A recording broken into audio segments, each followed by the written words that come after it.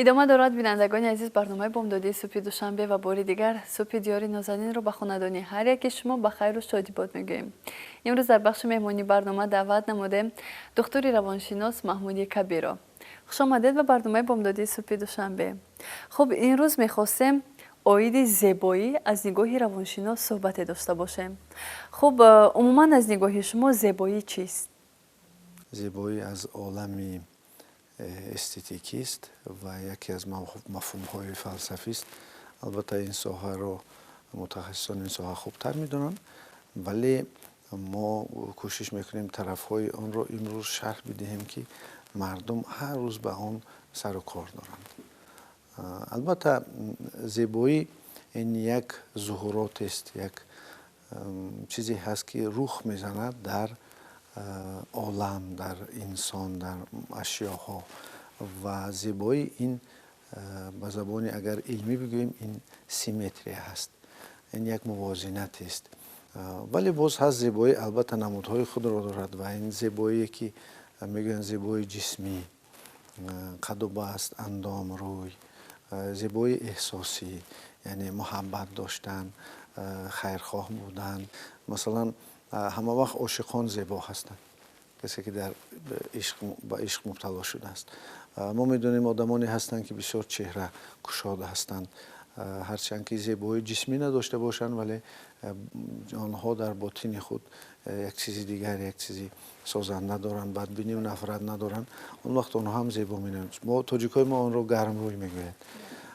زیبایی هست زیبایی عقلی، مثلا بسیار وقت دانایی هم، اطلاعات خوب داشتن هم آدم رو زیبا میکنند.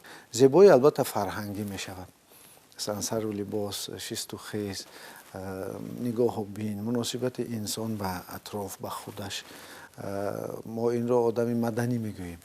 البته زیبایی اجتماعی میشود وقتی که انسان صاحب مال و صاحب مقام و صاحب مرتبه ها میشود در جمعیت، مردم کمبودی او را نگاه نمی کنند و اون وقت نوابسته از آن که کمبودی ها دارد یا ندارد، البته مردم او را دوست می دارند و برای چی که او به این مقام، به این منزلت توانسته است رسیدن.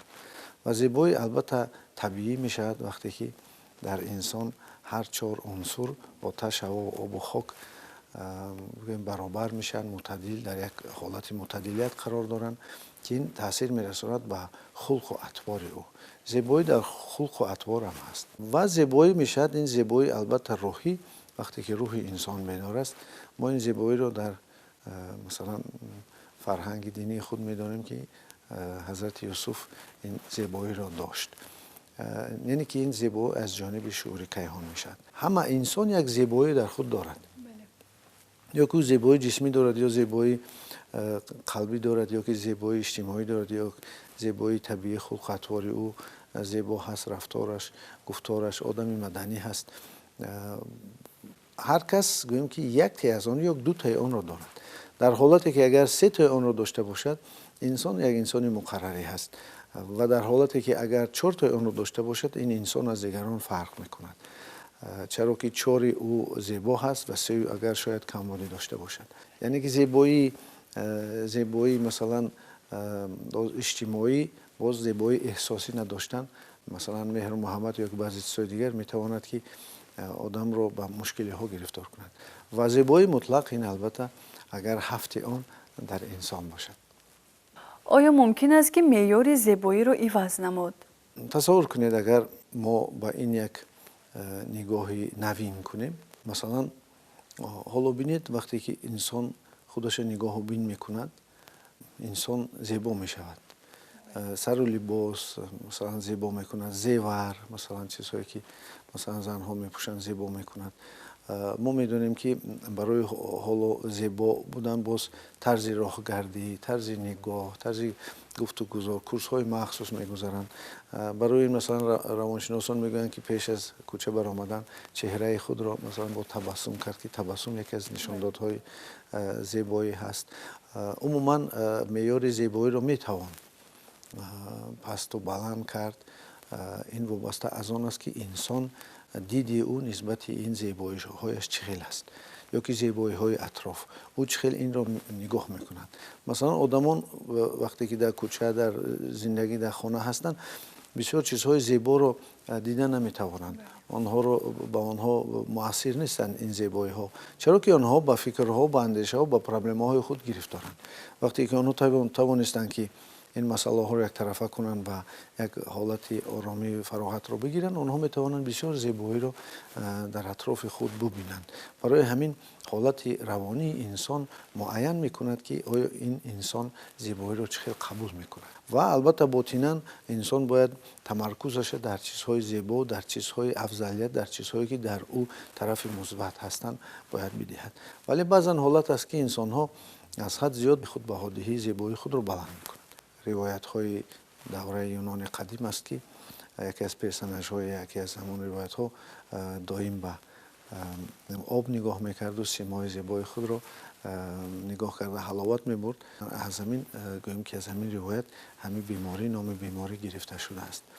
барои ҳамин дар ин ҳолат албатта вақте ки инсон мушкилӣ мекашад як диди мутахассисе ки ҳаст ки масалан зебоипарастиро мутахассис ҳастанд, онҳо метавонанд ки чунон иваз кунанд ҳолатро ё ки равоншиносон ботини ӯро иваз кунанд ки зебоӣ дар инсон зоҳир шавад ва инсон тавонад ки аз ин ҳолати худ масалан ҳаловат барад. хуб, зебопарастӣ дар кадом ҳолат сарҳади бемориро мегузарад? мо медонем ки чунин бемориҳо ҳастанд вақте ки аз ҳад зиёд инсон ба зоҳири худ яъне ки гирифтор аст ва ҳама вақт дар бораи он фикр мекунад ва баъзан ин беморӣ метавонад ки бемории тиббӣ равонӣ бошад ки вақте ки баъзе одамон нисбати баъзе одамони дигар афзалияти зебоии худро нишон медиҳанд ва инро ҳамчун як чизи афзалият дар худ ҳисоб мекунанд ки инам хато аст албатта. ва яке аз он чизе ки ман мехостам бештар ба он диққат диҳанд бинандагони гиромӣ, ин он аст ки вақти сину сол рафтан мегирад ва одамон дар худ аз даст додани гӯем ки зебоии зоҳирии худро мебинанд, чӣ занҳо масалан чӣ мардҳо, вале дар занҳо ин чиз бештар дида мешавад ки як намуди тарсе ҳаст ки он тарс гӯем ки аз пир шудан аст, аз сину сол рафтан. ҳар кас як сустӣ як тарафи сустии худро дорад, вале дар ин ҳолат ҳам одамоне ҳастанд ки дар чунин ҳолат ки рӯбарӯ мешаванд, чунки онҳо бештари ҳаёти худро бо гӯем ки зоҳирият ба гӯем ки он чизҳое ки ба чашм менавад, он чизҳое ки материалӣ моддӣ ҳастанд ба ҳамон сару кор мекунанд.